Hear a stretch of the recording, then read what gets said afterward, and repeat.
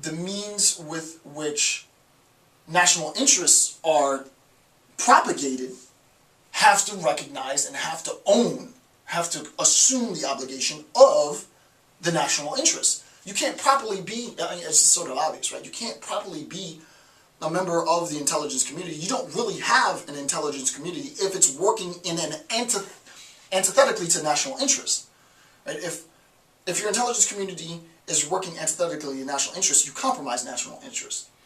If your intelligence community is working antithetically to national interest, it gives deliverables, right, in dissemination phase. It gives deliverables to policymakers that compromise national interest. If that is the case, if it is the case that the intelligence community is functioning, and this is, you know, now I'm saying it, it's pretty insane to even say it, right? If your intelligence community, but it's true, it makes sense, right? If your intelligence community is functioning in a sense, or in practice, in an antithetical way to whatever your nation's interests are, that antithetical functioning of the intelligence community is going to manifest itself in a governance and a government that is going to destabilize national interests. It will be an implosion, and that's undeniable. So it's not just the case, you know, what's interesting about that is that it's not just the case that in terms of counterintelligence you can, rather geniusly, this is stuff any analyst would love to be able to be part of something like this. I know it's destructive and I apologize, it might be the macho or whatever. But there is a sense in which, and women are analysts too, and they would, I would imagine, as analysts, want this. You know, there is a sense in which it's almost fantastical, the idea that you can, from the armchair, come up with a game plan, really, that destabilizes sovereign nations by introducing misinformation into their intelligence community and thus resulting in misinformed policy. It's a whole other thing for the exact same occurrence to happen without external influence, right? If there is within an intelligence community select members who are functioning in an antithetical, and this would make like an amazing spy novel, right? It would also make a very horrific reality for any intelligence community. But there were a small select group of members within intelligence community who were functionally operating in antithesis to national interests.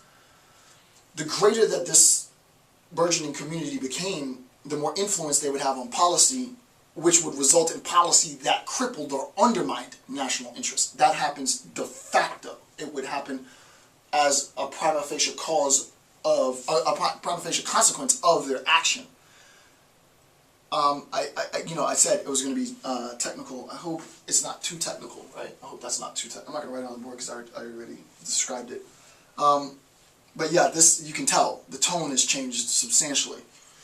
Me personally, I like this tone. I like it dense like this. If it's a little too dense, then let me know in the comments, and I'll adjust in subsequent lectures. All right. So first bullet point under 2. I'm not going to write 2 down because I just discussed it.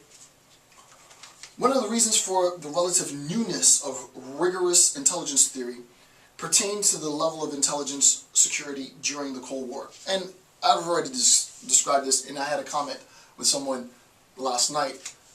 He was like, yeah, isn't it amazing? And it is amazing. It really is amazing what was done.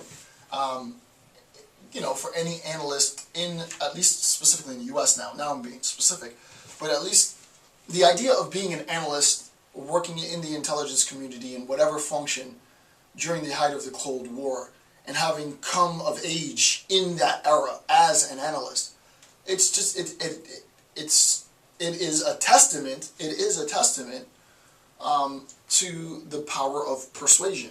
It is a testament to the power of intelligence gathering. It is a testament to the power of covert action. And it is also a testament to peace. It is a testament to peace. Right? So the idea is, what I hear far too often, and I'm just briefly going to step on a tangent, but I want to stay on focus with respect to my notes because there's a structure that I have to adhere to. But on a brief tangent, it can't be the case that people talk about the military-industrial complex of which the intelligence community is part of the military-industrial complex, and it's all bad, therefore. They're all bad. Because think about the lives that were saved. You never hear about it, right? All we hear about is the death count. It's sort of hard to give someone a pin or a medal for creating a condition in which someone wasn't killed. How do you come to identify that? The very function of the community, aside from the fact that it's obviously clandestine, the function is, the very function of trying to empirically verify how you saved someone's life, unless it's me pushing you out the way, which isn't the case, is hard to identify, which means that there isn't much accolade in it, because you can't find it. This is the presupposition. For those of the community, there's a tremendous amount of accolade in it. I applaud their efforts. Why? Because their efforts saved lives. Their efforts reined in what I would consider a tremendous amount of peace.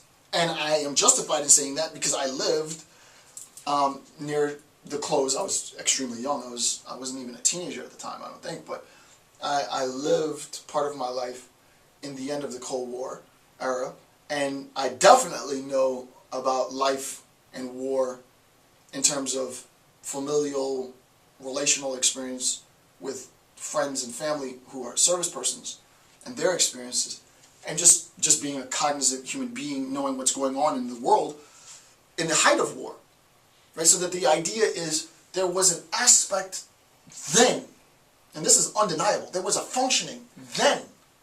There was a functioning then, and we're talking about nuclear annihilation.